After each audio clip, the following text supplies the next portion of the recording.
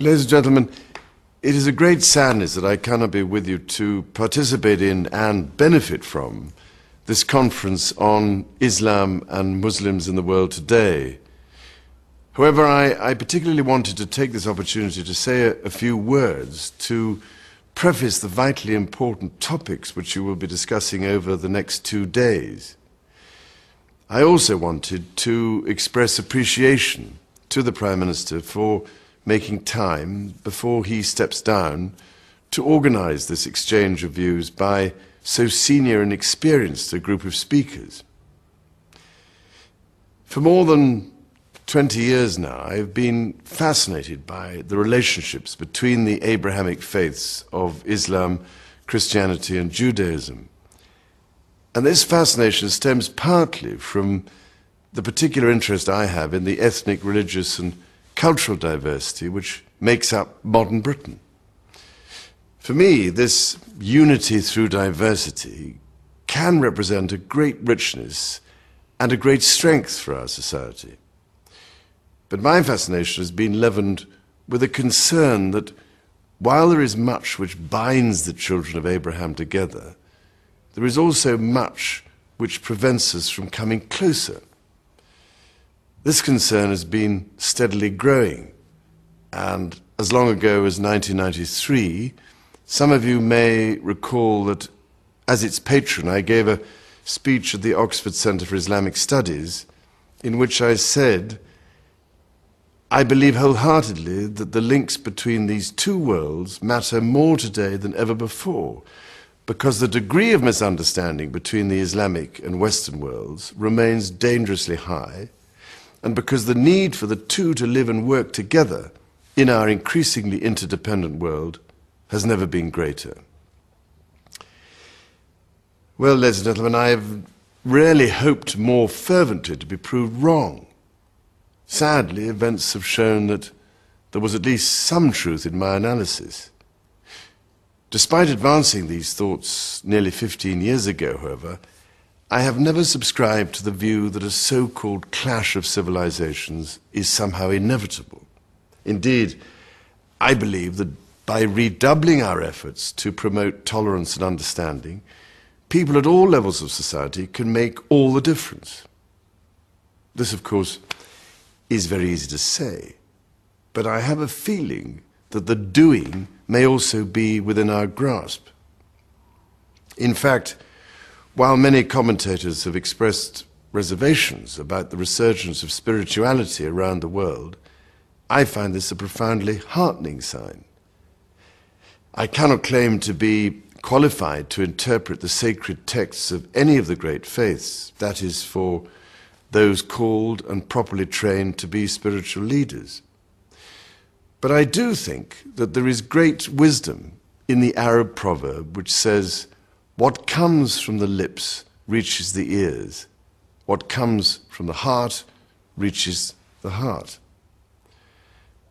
So when my heart tells me to work towards greater tolerance and understanding, my head tells me that to translate this into action, we could do worse than begin by reassessing, calmly and rationally, our perceptions of one another. There is so much ill-informed and reactionary commentary that it is hugely difficult for the man or woman, or indeed the young person in the street, to know where the truth really lies.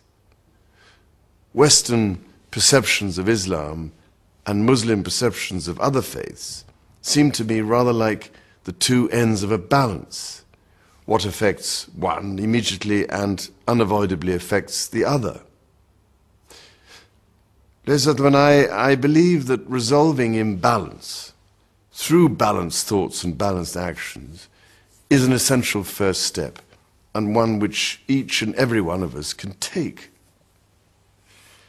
Now, I'm not trying to say that we are all the same. We are not.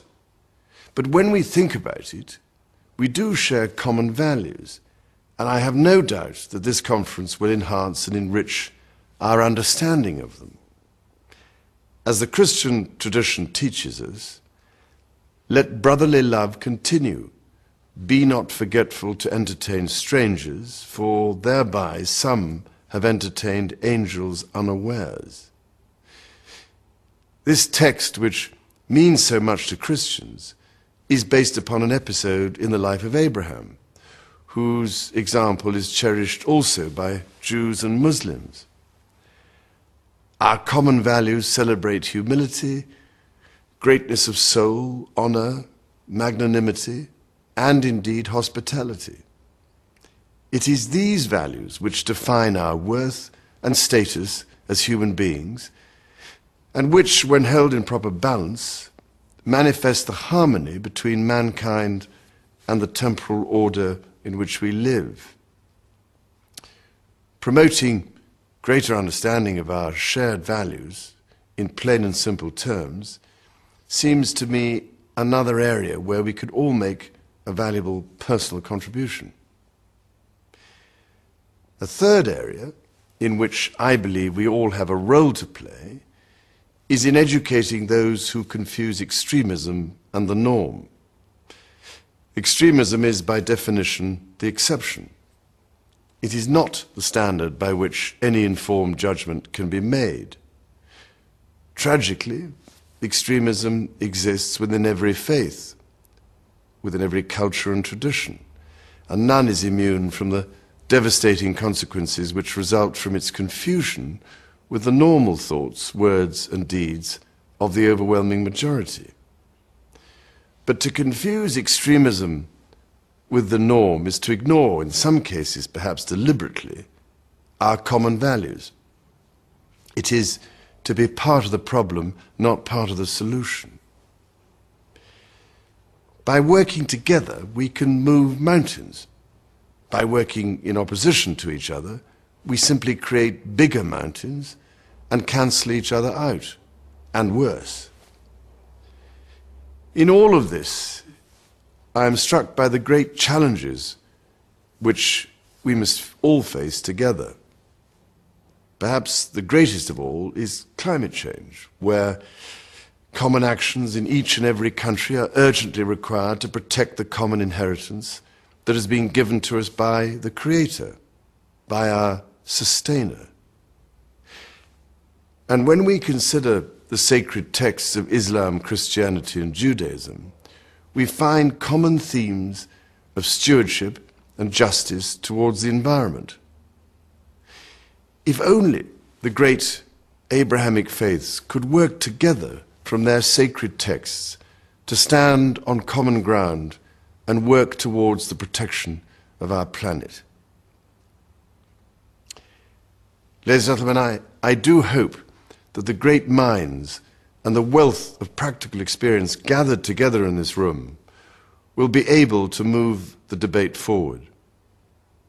By getting to know each other better, by listening at least as much as we talk, and by translating talk into action, I trust and pray that we might be able to advance just a few steps further along the road towards tolerance and understanding.